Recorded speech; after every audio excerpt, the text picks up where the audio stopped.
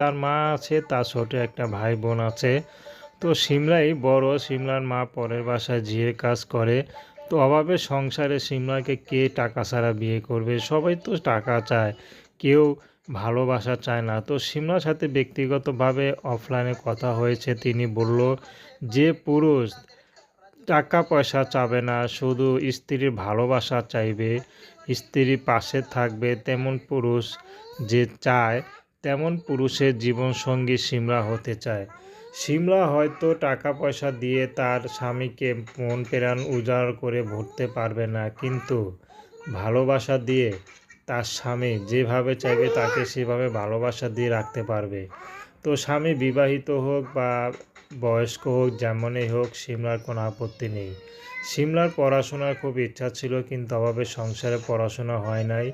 সিমলা টুকটাক হাতের কাজ জানে, কিন্তু তেমন ইনকাম করতে পারেনি, কারণ পুরোপুরি শিক্ষা না পর্যন্ত তাকে কোনো টাকা পয়সা দিবে না।